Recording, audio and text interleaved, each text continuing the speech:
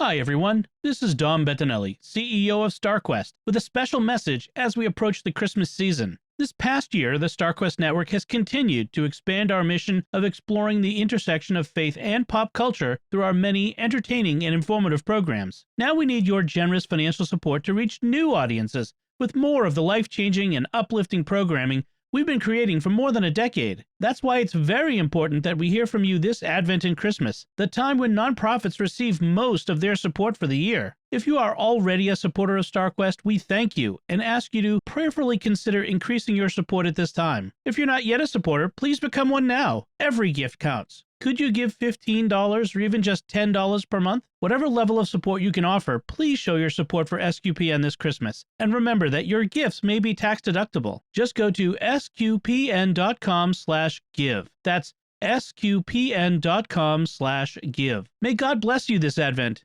and may you have a blessed Christmas season. You're listening to The Secrets of Stargate, Episode 30.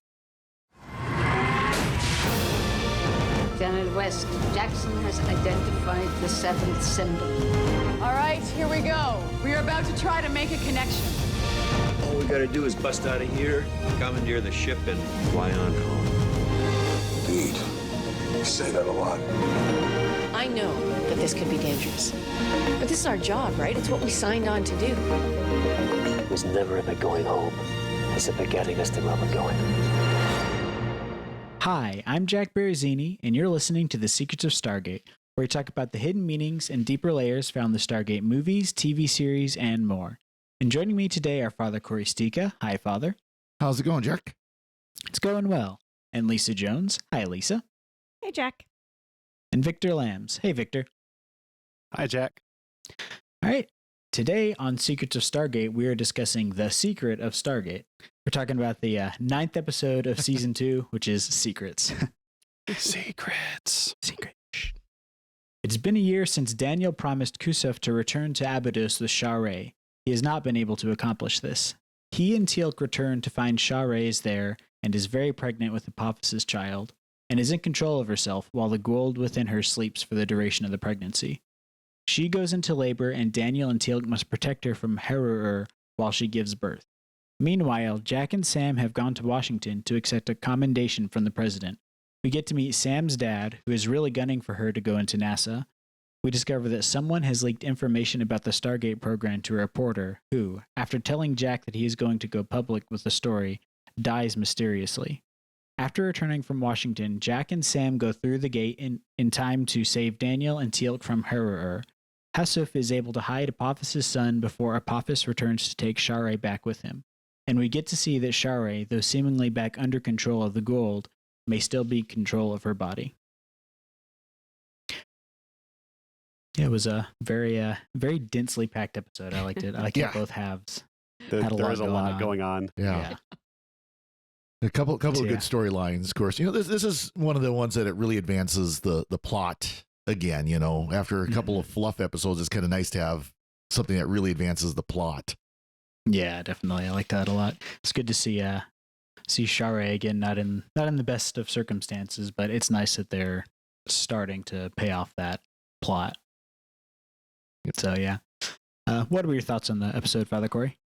It's one of those that I always kind of enjoy, you know, and really I'm a little annoyed with Jacob Carter, although he changes fairly quick going forward, but really kind of annoyed with him in this one. He's kind of a jerk, especially since he knows that you know, Sam and Jack's cover story is it's a cover story. He knows there's something deeper there, but it's like, oh, but it can't be better than going to NASA and going into space. Well, maybe it is. So anyways, but no, besides that, now this is one of the good ones. Of course, it's great to see Kasuf again, and we get kind of a little bit of closure with Sha're. At least, you know, Daniel's not completely a jerk in this, so yeah, a bit. You remember this life existed for a little bit. Yeah. Yep. What about you, Lisa?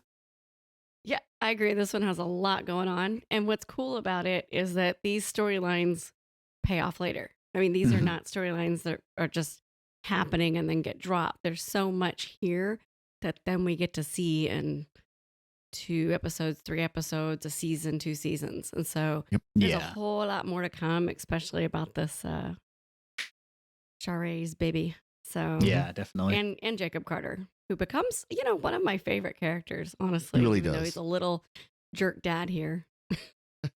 Nice. That'll be cool to see that. I was kind of almost expecting that he's kind of maybe like a one-off kind of thing, but it's cool to hear that they are going to continue that through the show. Yeah. Oh yeah, very And much we don't so. have to wait long. So yeah. No. Yeah. What about you, Victor? Well, I think I'm going to be on Team Jacob here and diverge just a little bit from the. I mean, there is a line. He is redeemed. Yes, he comes across as a bit of a jerk. He's pushing for Sam to go into NASA. And then at the end, he announces he has cancer. But then the line that I think really redeems him is when he says, "Fathers have dreams too." Mm-hmm. And you could see that in his eyes as he's contemplating his death, he's fixated on his dream of seeing his girl be an astronaut. And I think that that's just what's driving him at this point. And then little does he know. But there's a lot of really good, interesting characters in this. Armin Selig, the aforementioned journalist, too, I think was a really compelling character.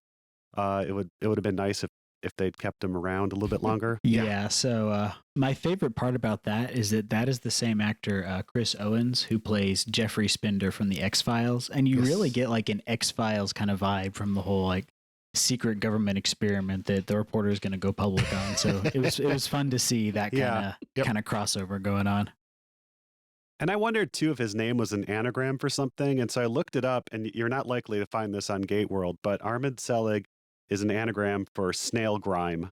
Well, there you go. I think you've cracked or the code. inseam girl, or inseam girl, one of the two. Oh, that's Possibly neither of those are relevant though. But it all means whenever you the see a furling. name like that, It's all saying that the leads- furlings are behind it. So this is an audio show, so the audience can't see, but Victor actually does have a cork board behind him with lots of string connecting different lots of yarn. Not gonna lie. He's like that guy who's pointing at it and angry pointing the other way. That's Victor right now. It's got the connections. Oh yeah, I mean the Ori factor into it a lot sooner than people think. I mean, who is driving the car, right? You don't see the driver, but he was wearing a long white robe. So that's secrets of conspiracy theory for you. Yeah. Right. CIA, ORI, both have 3 letters. I'm just going to leave that there. I'm not going to say more again. Just wait till we talk about the NID, right? Yeah. Oh yeah, another 3-letter organization. Nice. Well, it's they're all TLAs, 3-letter acronyms. So yeah, there you go.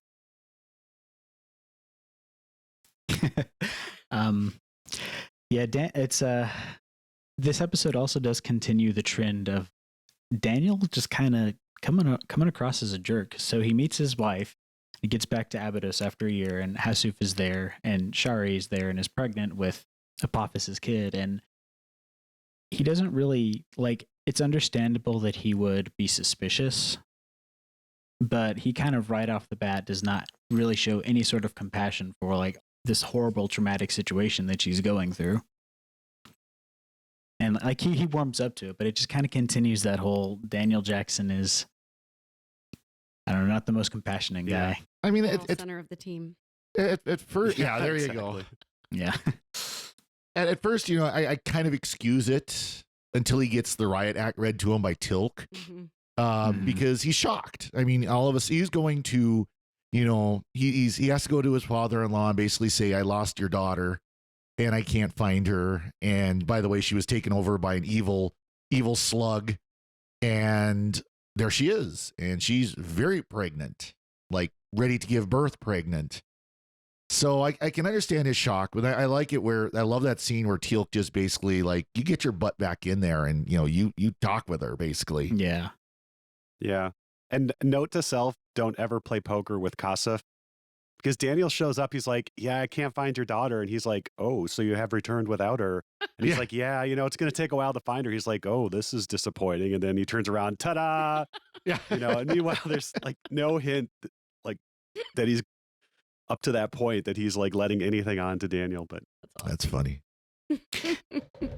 And so the thing that I didn't really understand was, so Apophis just sent her there to hide? That seems like that's what was implied, but then why did he not contact them sooner? Unless she had been there. It seemed like she'd been there for a while. That's right. That was the vibe I got. Then why did Hasuf not call them sooner? Is what I was wondering. I think this was the 1 year point. He said, unbury it at 1 year. So this was the 1 year point. So he did it at the time he was called to do it. He probably didn't even, honestly, he probably didn't even think, maybe I should go have him unbury this thing now. And because SG-1's not going to expect it until this day. Apophis have unburied the gate so that he could get back there sooner? He probably would have landed with the mothership, but the first thing he would have done was unbury the gate. Right. But again, the Stargate Command would not have expected the call from Abydos. That's true. And I don't think they left him a GDO like they did with Braytak. Doesn't seem like it. But they can see where the call is coming from, so they would know it's coming from Abydos, right? I don't think you can. Okay. I don't think they really ever say that. No. Yeah, you can't. Until plot allows it, of course. Okay. Just so like no they can get ID. they can get the GDO notification before it even the dialing finishes. Right. Or in Atlantis where Rodney is able to sometimes, but not all the times, take apart the DHD to see what the last 10 addresses dialed from it were and everything. But not yet. Just got a call history. Yeah. No. Yeah. Exactly. Yeah. Nice. And I was thinking about that. Why would Apophis send her away with no one to guard her or nothing and just send her? And then I thought, well, maybe because she's supposed to be a god, right? Mm-hmm. And everybody there, if they saw that she was just, the host still and the normal person, and she could say whatever she wanted to, that's probably not real good for him. Mm-hmm. So might as well send her back to her father and, let them take care of her for a little bit. And then. Yeah, well, especially on the planet where they literally blew up his opponent, God. Yeah, that's true. Yeah. And plus, it's clear that Apophis is kind of on the back foot. He's had his armies, his ships, everything pretty much blown up. And so this might just be his last resort there. Yeah, it just didn't really seem like there was a lot of thought that went into his plan, although that seemed to has been his track record. So did anyone look at, I did not do the research, I'm just going to be honest. So who wrote it and what was this whole 2 gold hosts having a child thing?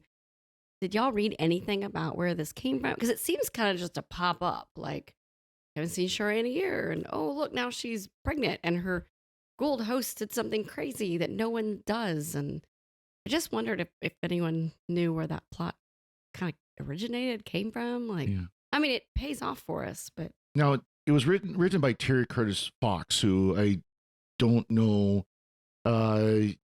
This is the second one. He wrote Prisoners was his first episode that he wrote. But he was senior advisor for much of season 2.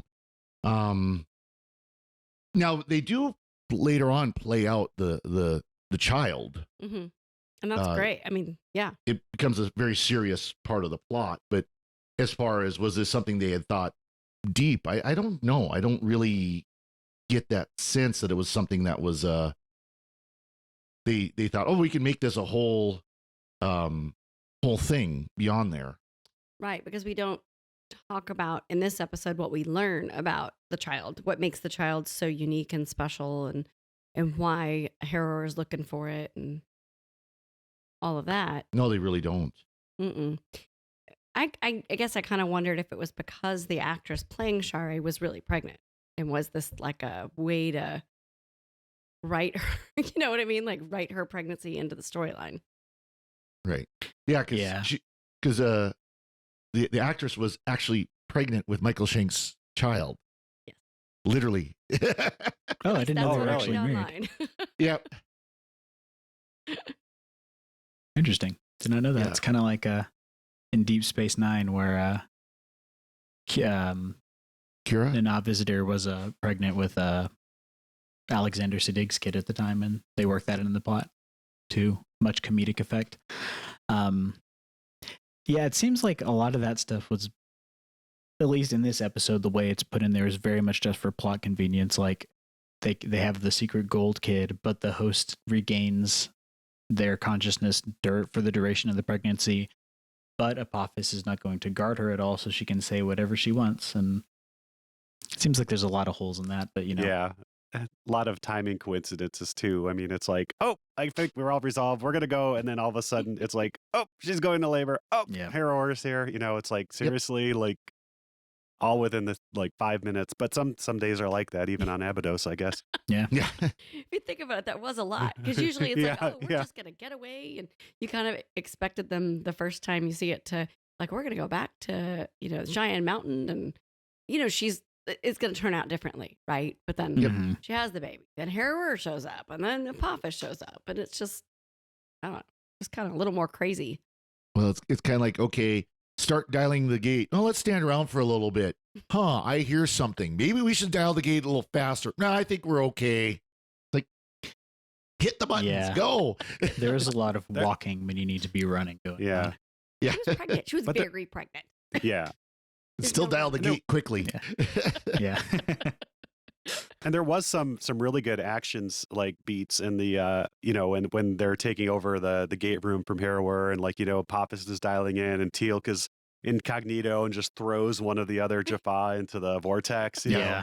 And then they're blasting away and like disappearing to Jaffa at once and stuff. So there was some good action beats in there. Mm-hmm. We also get one of O'Neill's many very fun lines in there when he throws the knife into Harrower's like gold hand weapon. After that, Sam Carter is saying like, yeah, you can use kinetic weapons to get through rather than energy, and he's just like, okay, like he'd not even thought of that. He was just acting on instinct. Well, it was even geekier than that. It's like how the shield reacts to the amount of kinetic energy that's put to it, and it's like, yeah, of course I did.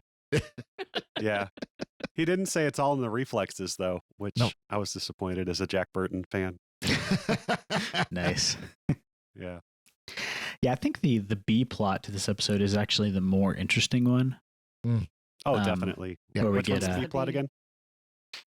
Jack and Sam going to Washington to get their commendation.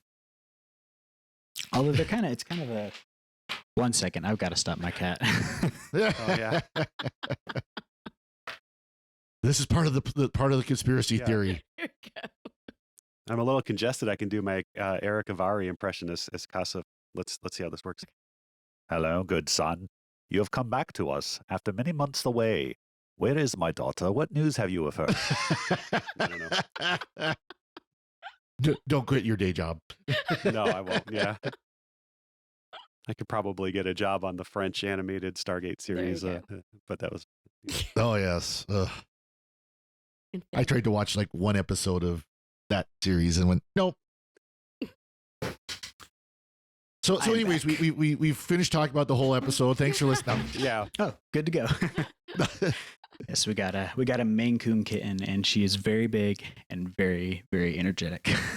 Cute. So you got a little glimpse of her there. She stuck her head in the camera. Pretty cute. Oh yeah. No, she's a great cat, but she's found a whole collection of these little pumpkins that my son had for Halloween, and she's just playing air hockey with them on the floor. Oh, fun. Yeah. Yeah. So there's a lot of, as you mentioned, Jack's quips. There's a lot of really good. There's a lot of really good quips and one-liners in this episode. I think at the cocktail party, Jack makes a swingers reference, calling Hammond a player or something, and doing the thing with his finger guns are snapping, and then nice Spies Like Us reference too when he steps out for a drink with the general captain, general waiter. Yep. I liked that. That was pretty good. Yeah, so let's talk about Jack and Sam go to DC. Without Daniel? He wasn't invited, I guess. Yeah. Or Teal'c. Well, he's a civilian, so. No air medals for him. Well, in air medal, which is.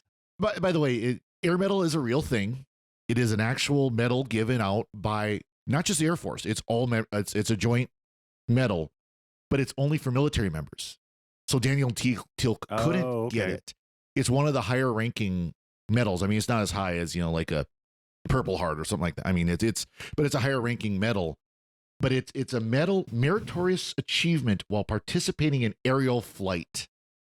So of course they're getting it for studying deep space telemetry or something like that. Gee, little wonder why Jacob Carter is going, yeah, that's not a great cover story. Yeah. Well, I mean, they'll make anyone an admiral these days, right? So yeah. Nice. Yeah, I was wondering about that because I know someone who's in the special forces, and obviously I'm not going to give any details to what they were talking about, but they said that there's a procedure for when certain things go down that is classified, people will get recognized and they will put you, they'll take you into a room, give you a medal, and then like say congratulations, and then they take it away and it's not on the books because it's like if it has to do with a classified program. Right. So again, yeah, I mean, there's definitely some of that where you have a medal and you will be recognized for the medal, but yeah, you like, I think in some cases you can't even, depending on how classified this is, you can't even have it like on your ribbons. You can't have, you know, I mean, nothing, you know, but you have the medal. You've earned it. Yeah. Sorry. Just animals going haywire today. Yeah, exactly. But yeah, and I like, I was kind of hoping we get to finally see the president, but I'm not yet. Is he going to be kind of one of those things where they never actually show him, or do we get to see him later on? We get to see. Yeah. Get to see a couple of presidents.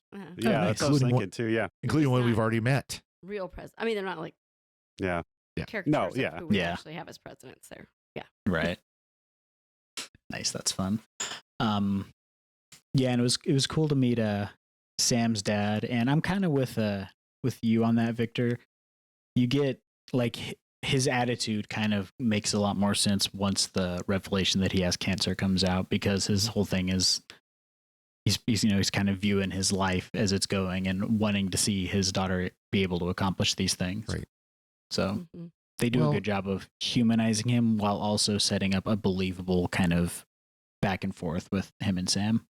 Yeah, but you know, Sam herself says before when they first see him, that she's had a difficult relationship with him to begin with. Mm-hmm. I mean, you get the impression he's not an easy person to get along with to begin with. And more of that does get developed later. We do hear a lot more about that later. Very soon, actually. He doesn't become, like, when we first met General Hammond, remember you were saying, oh, he comes across as so strident and, you know, gruff and all this, and he becomes a teddy bear, right? Yeah. Mm-hmm. Yeah. General Carter doesn't become a teddy bear. He pretty much stays, you know. He mellows. Mellows a little. Mellows a little bit. Yeah. He gets some help with that, though. Yeah. You know. but no, he pretty much, yeah. You see why Sam is always like, there's a little tension. Yeah. And of course, he's played by Carmen Argenziano, who's such a great actor. Anyways, I mean, he's one of those actors you see all over the place, and he's such a great actor. Mm-hmm. Yeah, he was on House. He was really good on House. Yep. Is he the detective who's like trying to hunt down House in one of the seasons? Or am I thinking of someone else? No, okay. That's a much younger actor, I think. But he's the doctor, I guess. Who wants to be on House's team, but isn't really a doctor, or there's something. Yeah. Yeah, that's right. And but House keeps him around anyways because he's really good at stuff until he can't anymore. Right. Yeah. That's right. And so, yeah, and the other big thing that happens there is the revelation that the Stargate program has been leaked by someone, and we get to see Armin Selig confronting Jack about that in a bar. And I liked all that, and I think that definitely makes a lot of sense, but like that you're going to have a leak of something like that at some point because things like this always get out. Mm-hmm. But there's a line where that Jack says to Sam about like hundreds of people know about it. And it's like, if this is really as classified as all that, you wouldn't want hundreds of people to know about it because that's just going to exponentially raise the amount. Like it could be anybody at that point who leaked it. Well, it depends on how many people it takes to actually run the project, though. I mean, think of how many people actually, you know, how many unnamed airmen die in the process, you know, how many, random person walking through Stargate Command do you see, you know? Now, yeah, it really does depend on how major a project it is, because, you know, I can think of the few times I've dealt with anything classified, there'd be dozens of people working in those offices, and they know everything that's going on there. So 100 people on a project is not a major thing. Right. No, I mean, that's one shift at Cheyenne Mountain. I mean, there's probably like 500 or 600 people that work there, I'm guessing. Yeah. Right. But I was just kind of thinking about it in terms of kind of like how, like the Manhattan Project was handled. Like usually when there's a high level project, there's a lot of compartmentalization that's going on. And so even if you have like 500 people working on a project, very few of those people know the entire scope of it. Like there were people who worked on the bombs that were dropped on Japan in World War II who did not know really what they were working on. And they were really upset when it all came out later on that they're like, we were spending all this time working on this kind of thing. Sure. And so I figured the Stargate would be the same kind of thing where you'd have a lot of people who would know parts of it, but they would not have the whole picture in such a way that they could leak any useful information. No, that's true. I think the clue there is the reporter mentions the figure $7 billion Yeah. that it takes to run it. And you think who is very upset about it costing $7 billion? Yep. Right. And so who would have the most to gain? Yeah. Yeah. Who would have the most to gain politically if it came to light and had to be shut down? Gee, I wonder who that could be. A certain Yeah. senator.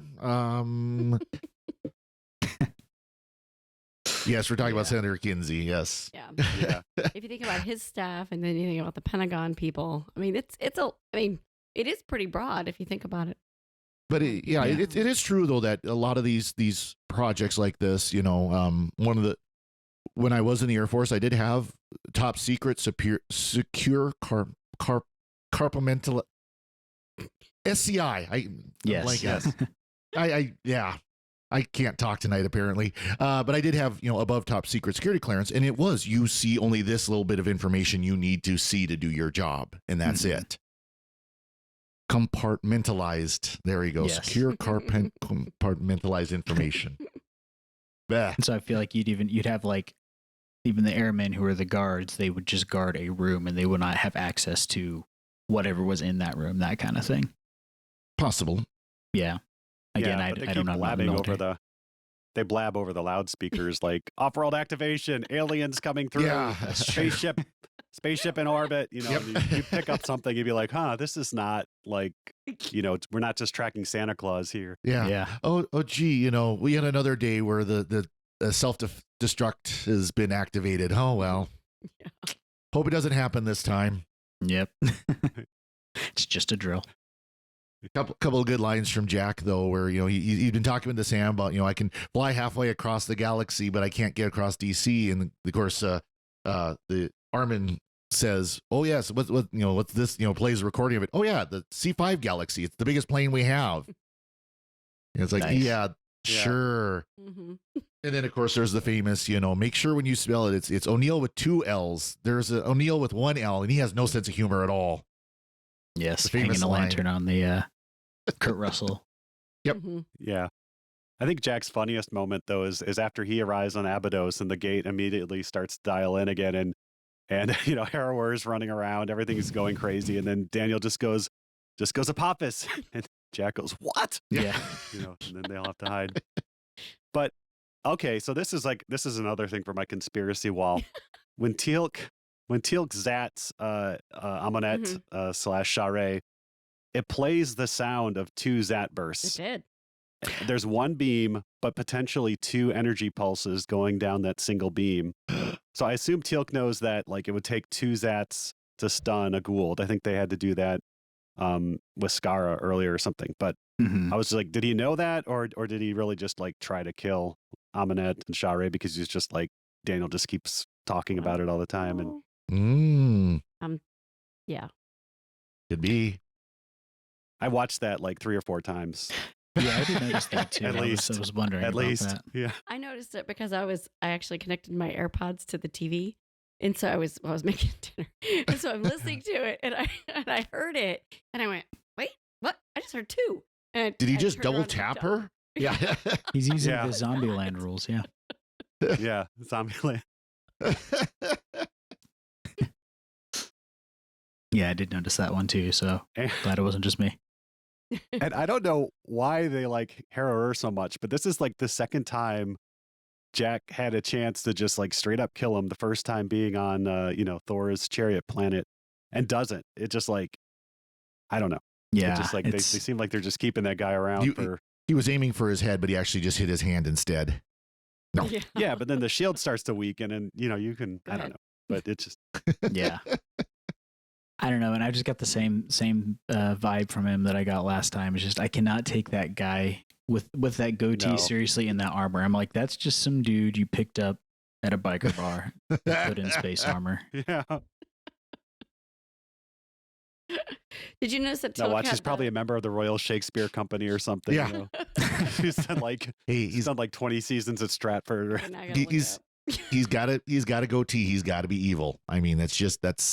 all the way back to Spock days. But you know what's super cool about his name?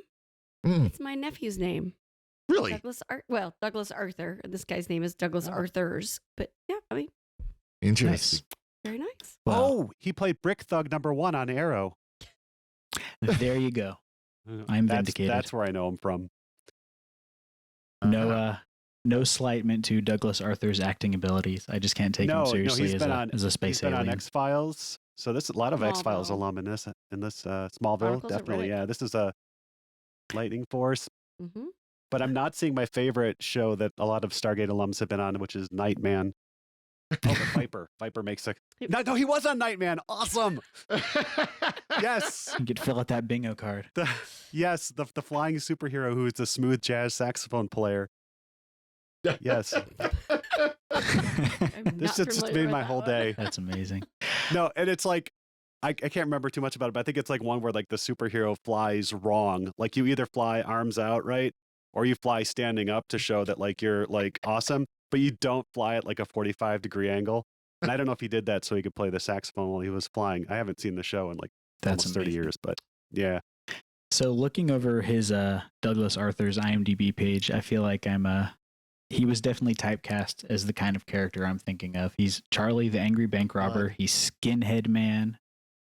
He's He kind of plays a thug, Nazi man. Yeah, Nazi. Yeah. Mm. He's on X-Files also. Yep. Yeah.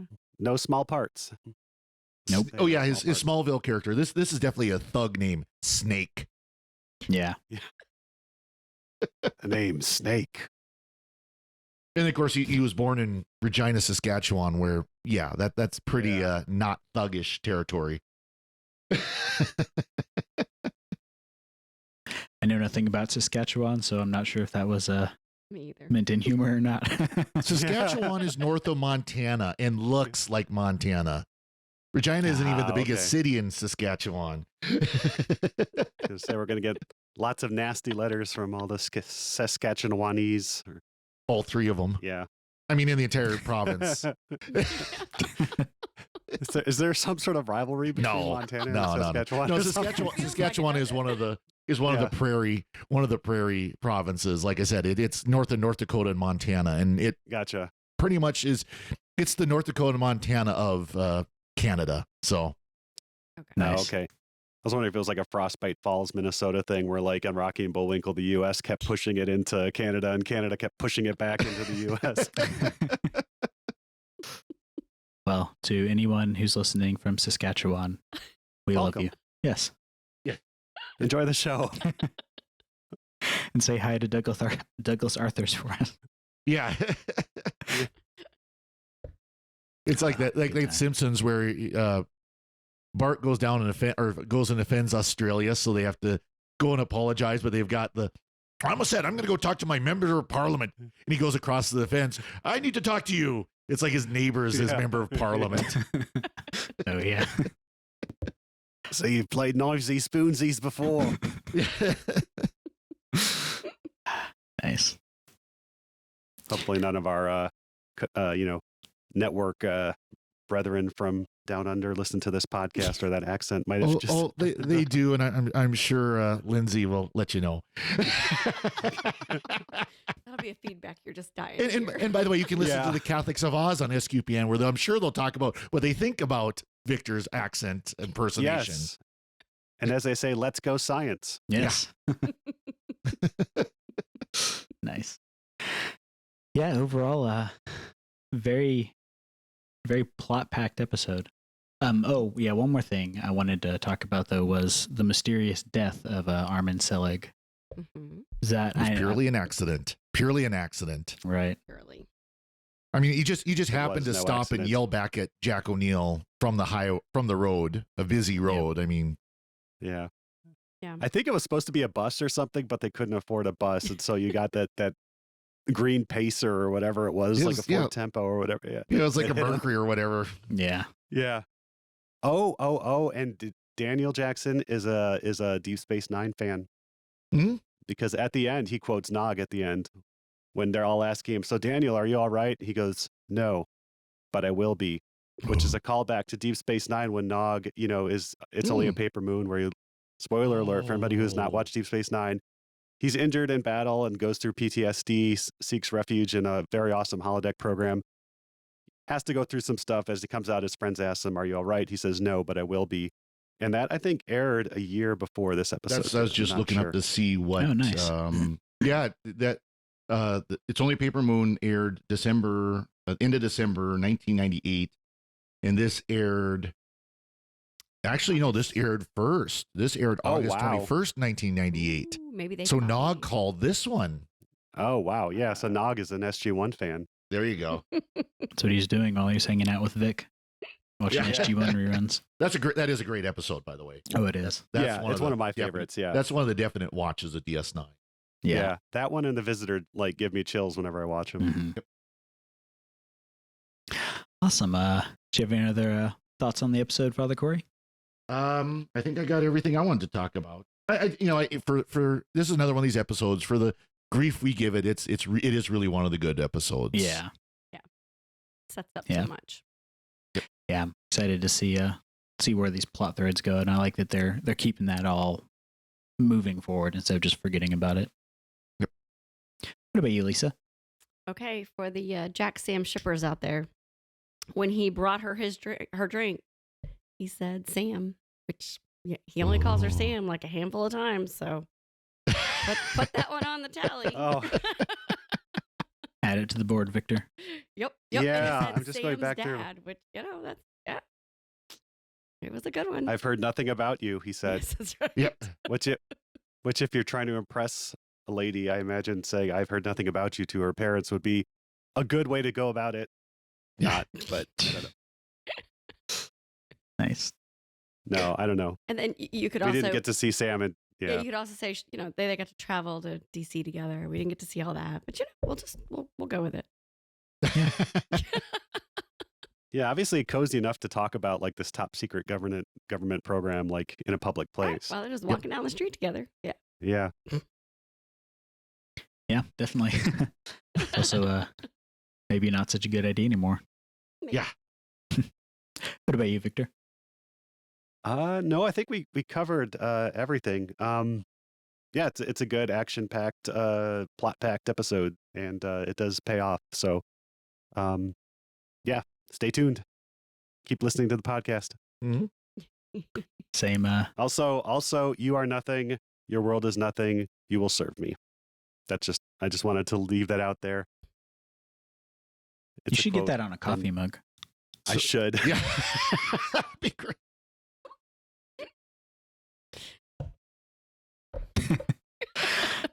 Good times.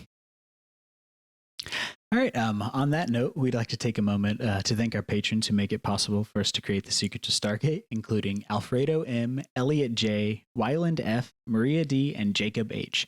Their generous donations at sqpn.com/give make it possible for us to continue The Secrets of Stargate and all the other shows at StarQuest. You can join them by visiting sqpn.com/give, and be sure to follow the show on Apple Podcasts, Google Play, Stitcher, TuneIn, Spotify, iHeartRadio, or on the SQPN YouTube channel. To find previous episodes of Secrets of Stargate and to send feedback, please visit sqpn.com/Stargate. And you can email us at stargate@sqpn.com or follow StarQuest on social media at facebook.com/StarQuestMedia or on Twitter at SQPN. You can also join the StarQuest fan club mailing list by texting StarQuest to 66866.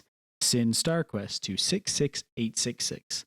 We'll be back next time when we'll be discussing what Lindsay thinks of Victor's Australian accent, and also the next episode of SG-1 Crikey. Bane.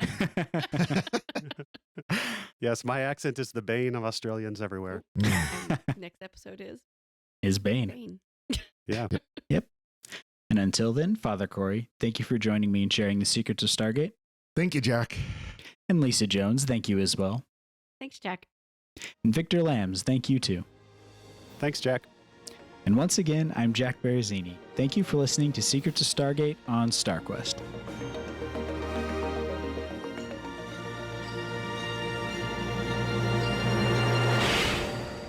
Anyway, I'm sorry, but that just happens to be how I feel about it. What do you think?